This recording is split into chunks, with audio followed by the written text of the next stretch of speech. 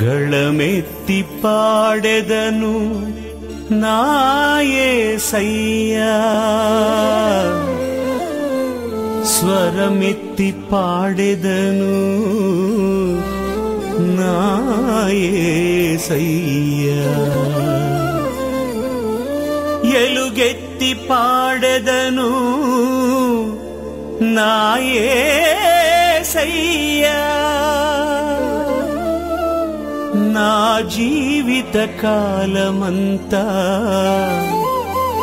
నిన్ను కీర్తించెదను.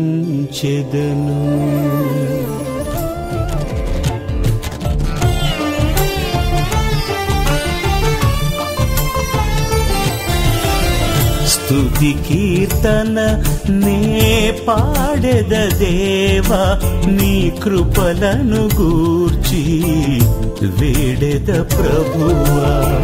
స్తుతి కీర్తన నే పాడెద దేవా, నీ కృపలను గూర్చి వేడెద ప్రభువా. వినయముతో విధేయతతో నీ సన్నిధిలో నిలిచెదను. వినయముతో విధేయతతో నీ సన్నిధిలో నిలిచెదను. స్తుతి స్తుతి అని పాడెద యేసయ్యా, స్తుతి స్తుతి అని పాడెద మెస్సియా, స్తుతి స్తుతి అని పాడెద యేసయ్యా, స్తుతి స్తుతి అని పాడెద మెస్సియా. స్తుతి కీర్తన నే పాడెద దేవా, నీ కృపలను గూర్చి వేడెద ప్రభువా.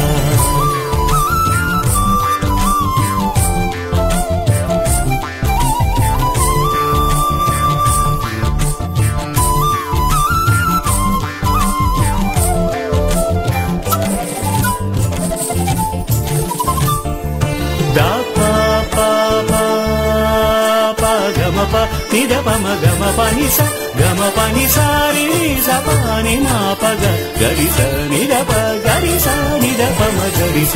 నా బలహీనతలో నీ బలము చేకూర్చితివి, నా దీన స్థితిలో నీ కనికరము చూపితివి. నా బలహీనతలో నీ బలము చేకూర్చితివి, నా దీన స్థితిలో నీ కనికరము చూపితివి. దుర్గమై కేడమై నా పక్షమై నిలిచితివి, దుర్గమై కేడమై నా పక్షమై నిలిచితివి. గళమెత్తి పాడెదను యేసయ్యా, గళమెత్తి పాడెదను నా యేసయ్యా, స్తుతి స్తుతి అని పాడెద యేసయ్యా, స్తుతి స్తుతి అని పాడెద మెస్సియా, స్తుతి స్తుతి అని పాడెద యేసయ్యా, స్తుతి స్తుతి అని పాడెద మెస్సియా. స్తుతి కీర్తన నే పాడెద దేవా, నీ కృపలను గూర్చి వేడెద ప్రభువా. క్రీస్తునందు ప్రియమైన ప్రార్థనా టీవీ ప్రేక్షకులందరికీ ప్రభువును మన రక్షకుడైన యేసు క్రీస్తు వారి ఘనమైన ప్రశస్తమైన నామంలో మీ అందరికీ శుభవందనాలు తెలియజేస్తున్నాను. బాగున్నారండి? చాలా సంతోషం.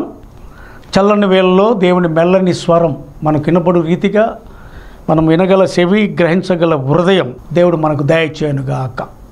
ఇక వాక్యపు లోతునకు బయలుదేరుతున్నాను. రండి, మిమ్మల్ని ప్రేమపూర్వకంగా ఆహ్వానిస్తున్నాను.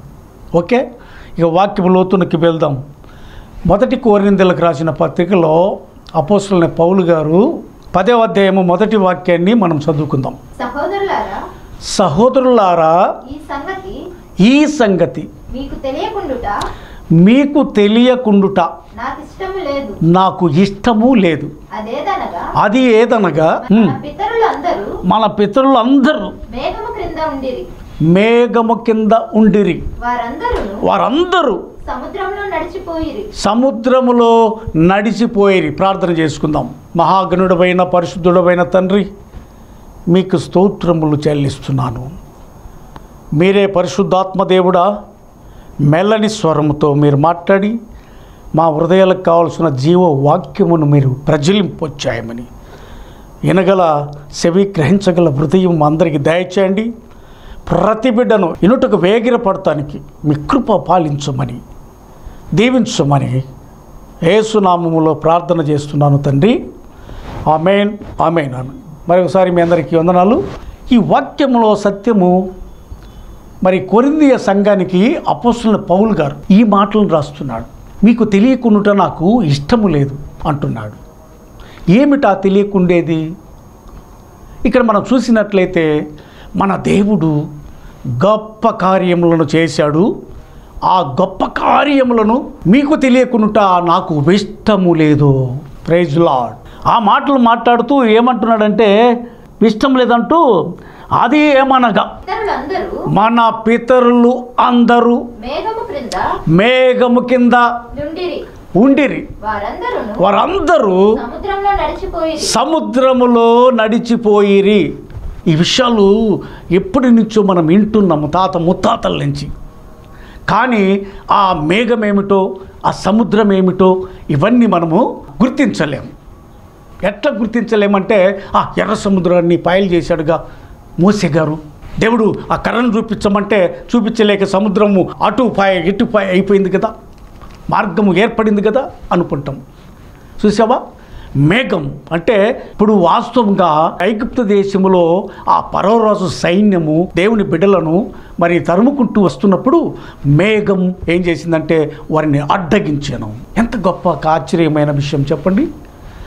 ఇశ్రాయేలు ప్రజలు సముద్రంలో అవకల దరి చేరేంత వరకు మరి దేవుడు మేఘమును, నా ప్రియ సహోదరి సోదరులారా, నీకేమైనా ఆపద వస్తే దేవుడు కాపాడుతాడు.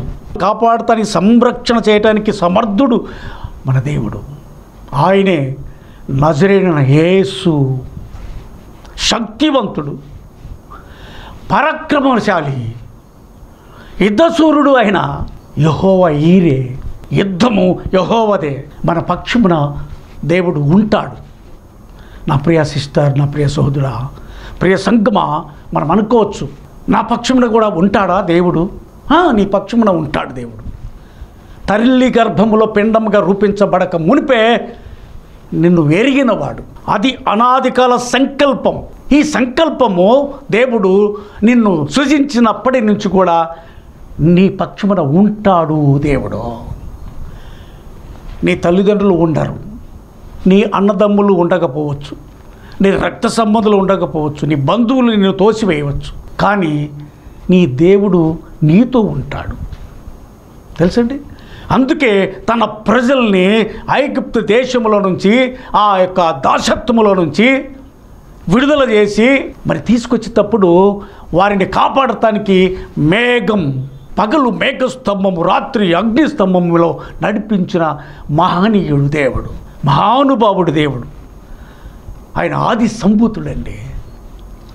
కనుక ప్రియ దేవుని బిడ్డలారా, ఈ చల్లని వేళలో ప్రభు యొక్క మెల్లని స్వరం, పరిశుద్ధాత్మ స్వరం మనకినపడిన ప్రజలింపబడుతున్నప్పుడు ఆనాడు ఈ వాక్య స్పిరిట్ని మనం మరలా గుర్తు చేసుకుంటూ ఏం మాట్లాడుతున్నాడంటే పౌలు గారు మనం చూసినట్లయితే 2వ వాక్యం, అందరును మోషేను బట్టి మేఘములోను సముద్రములోను బాప్తిసము పొందిరే.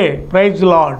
చూసారా, బాప్తిసము పొందారండి. మేఘములో, సముద్రములో మన ప్రభు అయితే వచ్చి ఇది మాదిరి అని చెప్పేసి నీతి యావత్తు ఇట్లా నెరవేర్చబడాలి కానిమ్ము అన్నాడు. తెలుసా యోహాను గారితో? అది నీటి మూలము కానీ ఆత్మ మూలము కానీ జన్మించితేనే దేవుని రాజ్యానికి వారసులు అవుతారు. ఇది అస్సలు సిస్సలైనటువంటి దేవుని స్పిరిట్. దేవుడు మనకు బోధించే సత్యములు ఏంటంటే, మరి ఆనాడు ప్రజల్ని మేఘములోను సముద్రములోను వారు బాప్తిసము పొందారు. అది విషయము. గమనించాలి, వాక్యం గ్రహించాలి. అయితే ప్రియ దేవుని బిళ్ళారా, కింద వచ్చినాన్ని కూడా చదువుకుంటే మనకు అందరూ ఆత్మ సంబంధమైన ఒకే పానీయం పానము చేసిరి. ఏలయనగా వెంబడించిన ఆత్మ సంబంధమైన బండలోనిది త్రాగిరి. ఆ బండ క్రీస్తే. మరి ఏంటి అప్పుడు బండ ఎవరు? బండలో సముద్రము ప్రవహించింది. ఆ బండను కొట్టగా మోసే సముద్రం జలములు ప్రవహించినాయి. ఇజ్రాయేలు 20 లక్షల కాల్బలాన్ని 20 లక్షల జనానికి దాహం తీర్చండి. అదే బండ క్రీస్తు. క్రీస్తు అంటే అభిషిక్తుడు. అప్పుడు ఉన్నాడు క్రీస్తు, ఇప్పుడు ఉన్నాడు. మన మధ్యకు వచ్చి 3.5 సంవత్సరాలు ఉన్నాడు, స్వార్థను ప్రకటించాడు. ఇప్పుడు కూడా పరిశుద్ధాత్ముడు మనతో ఉన్నాడు. మనం నడిపించేది ఇప్పుడు పరిశుద్ధాత్ముడు. కనుక ప్రియ దేవుని పిల్లరా, ఆ కింద వచ్చిన చదువుకుంటే అందరూ అంటే అందరూ ఒకే రీతిగా ఉన్నారండి. అప్పుడు మనం చూసినట్టే వేరియేషన్. ఆ వ్యక్తిని, ఆ సహోదరుని చూస్తే ఓర్చలేరు, ఆ దైవజను చూస్తే ఓర్చలేరు, ఆ సిస్టర్ను చూస్తే ఓర్చలేరు. ఈ భేదప్రాయాలు ఎలా వచ్చినాయంటే సాతానుకు సంబంధించినటువంటి క్రియలను అలమటించుకుని మగ్గిపోతూ చెడు అలవాట్లతో బానిసులైపోయి ఒక్కరికొక్కరు సమాధానం లేకుండా, సంతోషం లేకుండా జీవిస్తున్నారు ఈ దినాలలో. ఆ దినములలో అందరి మీద ఒకే ఆత్మ, అందరూ ఒక బండలోనిది తాగారు, అందరూ ఒక ఆహారంనే భుజించారు.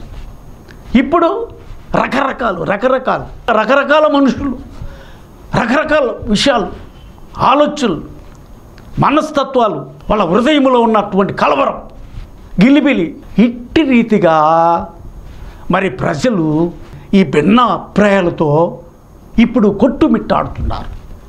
అప్పుడైతే మన దేవుడు వారిని నడిపించేటప్పుడు ఒకే ఆత్మ, ఒకే ఆహారం, ఒకే పానీయం, నీళ్లు వాళ్ళు సేవించారు. ఒకరికొకరు పురిగరుపుకొని ఏకాత్మతో వాళ్ళు ప్రయాణం చేశారు. పాలు తేనెలు ప్రవహించు దేశమునకు వాళ్ళు ప్రయాణం చేశారు. ఇప్పుడు పరమకాణానికి మనము, పరలోకానికి మనం ప్రయాణం చేస్తున్న మనము పలు విధములైనటువంటి అభిప్రాయాలు, హెచ్చు తగ్గులు. ఏం కారణం? అప్పుడు వాళ్ళకి హెచ్చు తగ్గులు లేదే, ఒకే ఆత్మ. ఇప్పుడు కూడా ఒకే ఆత్మ. మరి ఎందుకని భేదాభిప్రాయాలు? గమనించాలి, వాక్యాన్ని గమనించాలి. పరిశుద్ధాత్ముడు బోధించే ఈ సర్వసత్యములను హృదయాంతరంగంలో చేర్చుకుంటే వాక్యమే మనను ఎకిసింపజేస్తుంది, పరిమిలింపజేస్తుంది, మోడుబారిన హృదయాల సహితము సిగ్గురింపజేస్తుంది. ఆత్మ చెప్పు సంగతులను చెవిగలవారు వినుగాక. పరిశుద్ధాత్మ దేవుడు మనలో ప్రజ్వలింపజేసే ఈ వాక్య సత్యములు దేవుడు పరిమళింపజేసి హృదయ అంతరంగంలో ప్రవేశించి వాక్యము ప్రజ్వలింపబడుతుంది, హృదయాలను తెప్పరిల చేస్తుంది, సంతసింపజేస్తుంది. ఆనందిస్తున్నామంటే మరలా చెప్పేదని ఆనందించుడి. దేవునిలో ఆనందం ఉంది, దేవునిలో సంతోషం ఉంది, సమాధానం ఉంది. ఈ ప్రజలు మరి మోసే నాయకత్వంలో, అహరోను నాయకత్వంలో మనం 77వ కీర్తన లాస్ట్ చరణం చూసినట్లయితే ఈ మోసే అహరోనులు ఎలా నడిపించారనే వాక్యము అక్కడ ఉంటుంది. మోసే అహరోనుల చేత ఈ ప్రజలను మందవలే నడిపించితివి. చూసారా, మనం మందండి, దేవుని చేతుల్లో మందం, దేవుని కాపుదల్లో మందం.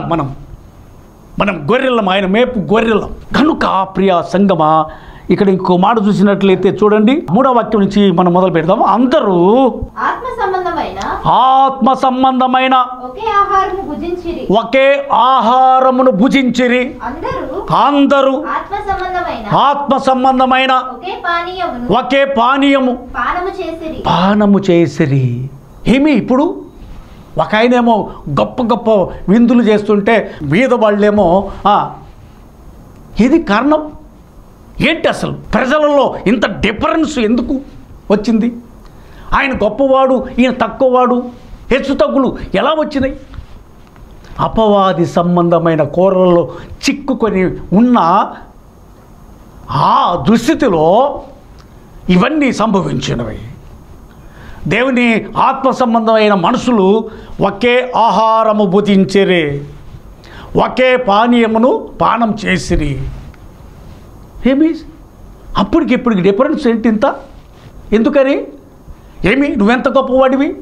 నువ్వు తల్లి గర్భం నుంచి పుట్టావు. దేవుడు గర్భంలో, తల్లి గర్భంలో పెండముగా రూపించినప్పుడు, నువ్వు బయటకు వచ్చేటప్పుడు దేవుని ఆ జీవాత్మను తల్లి గర్భంలో ఆయన ప్రవేశింపజేసినప్పుడు నువ్వు ఎలాగ పుట్టావో ఈ ప్రజలందరూ అలాగని పుట్టారు. కారణం ఏమిటి?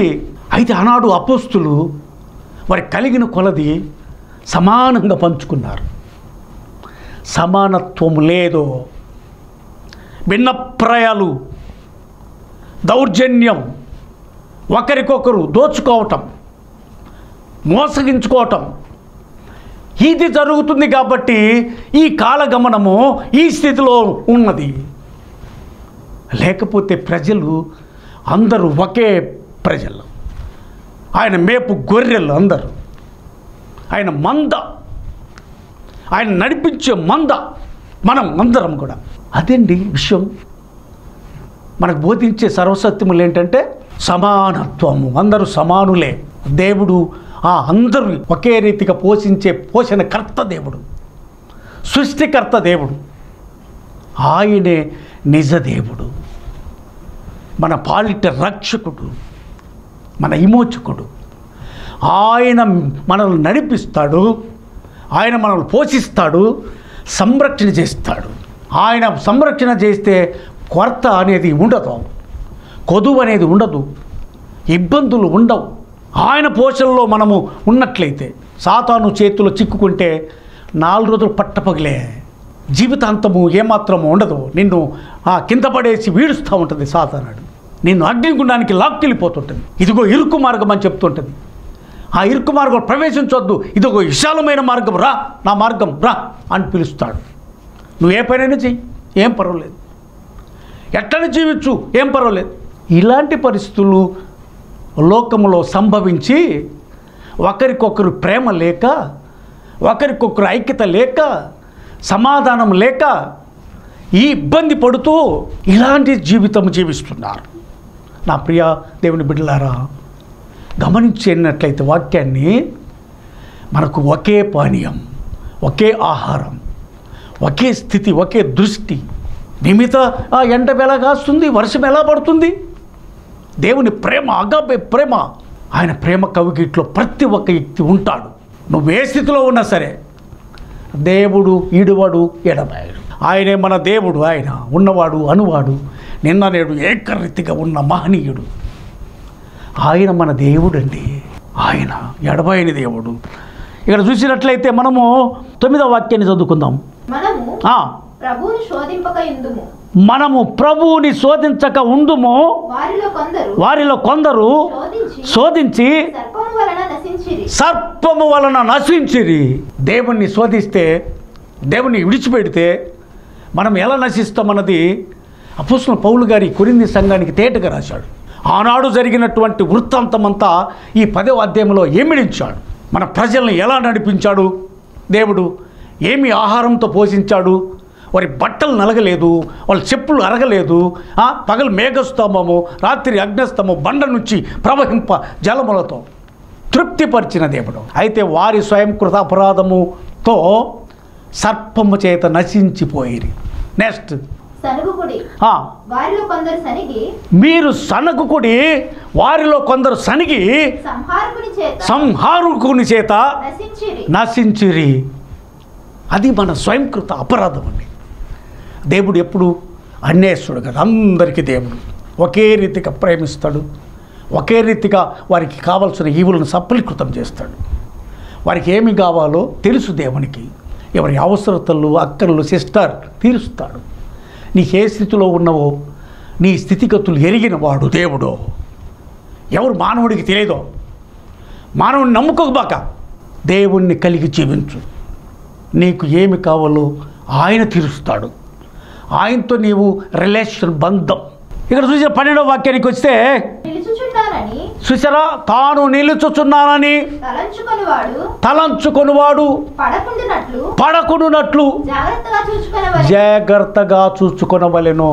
చాలామంది దినాలలో నేను నిల్చున్నాను దేవుని సేవకుని లేకపోతే దేవ విశ్వాసుని అని భ్రమలో ఉన్నారు.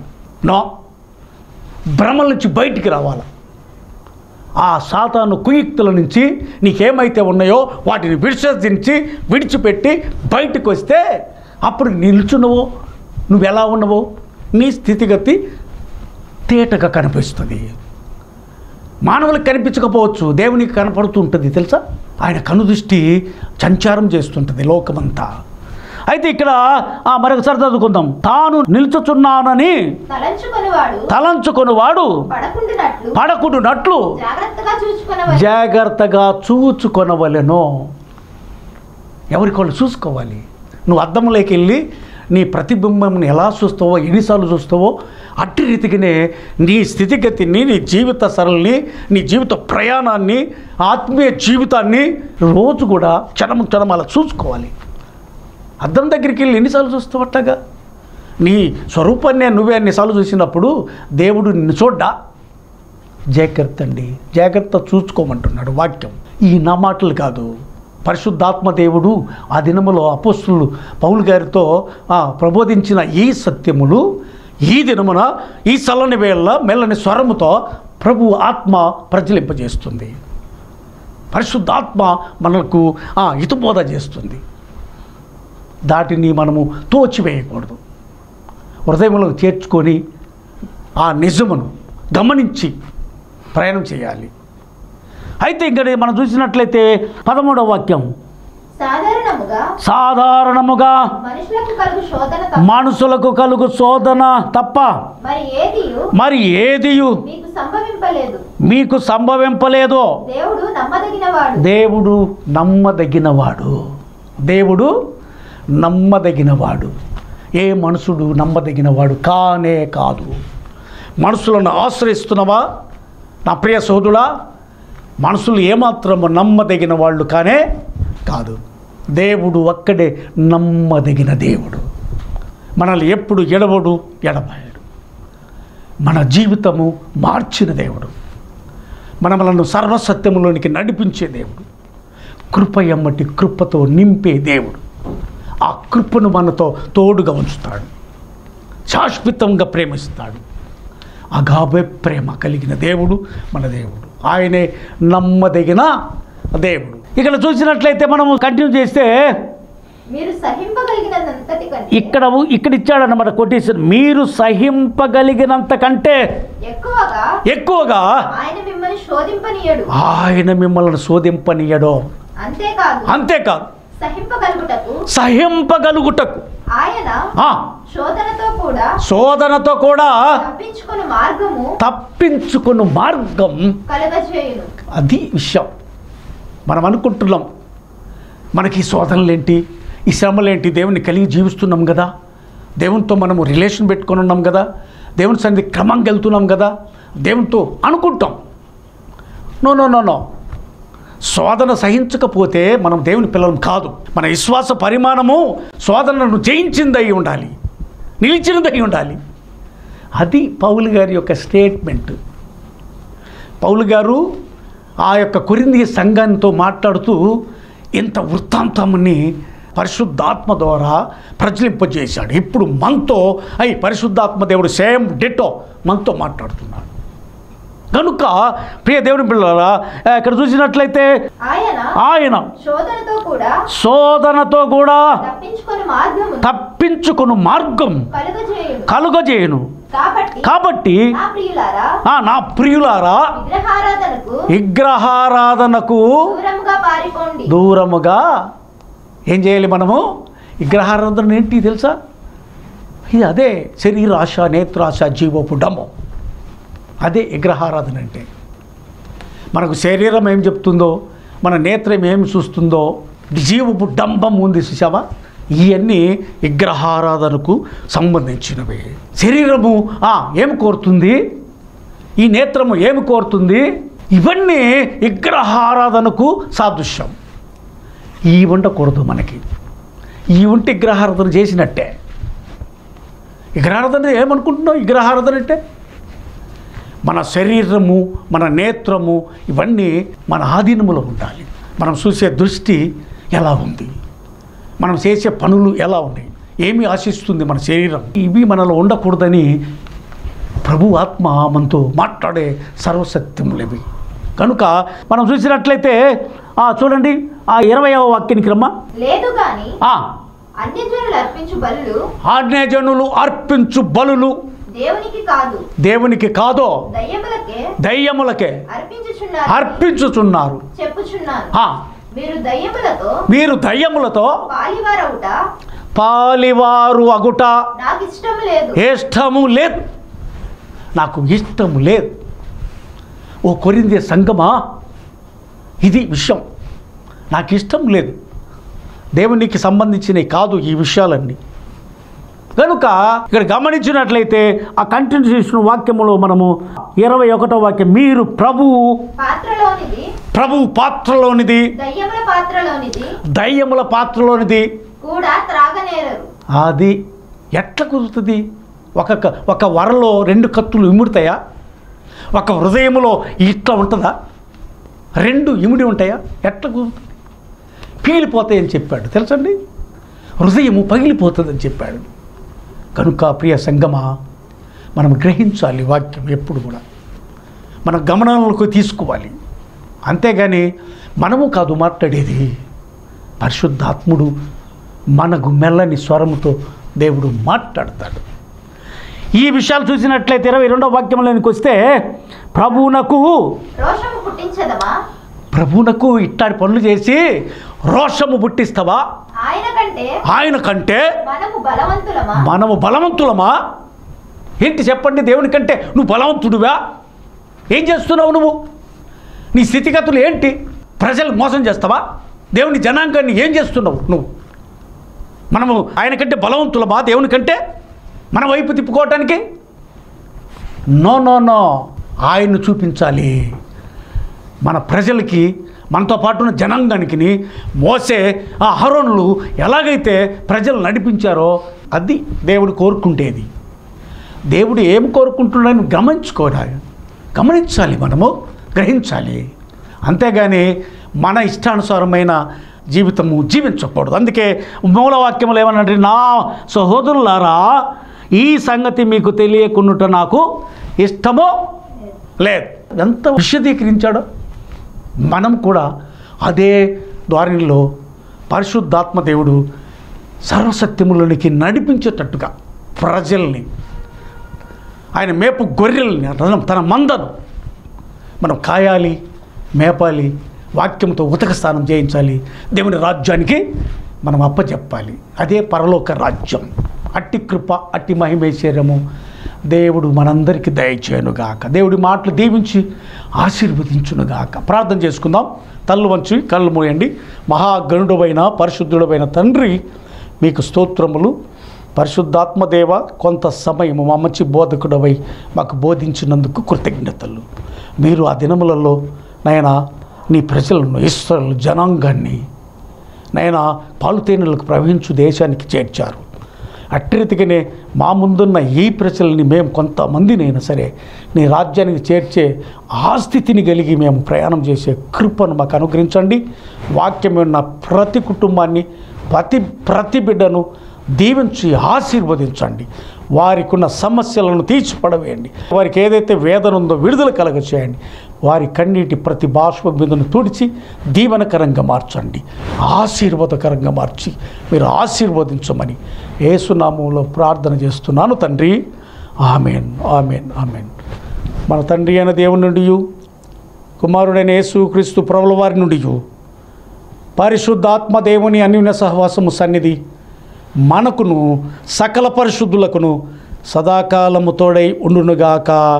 Amen, amen, amen. మీ అందరికీ వందనాలండి. Praise the lord.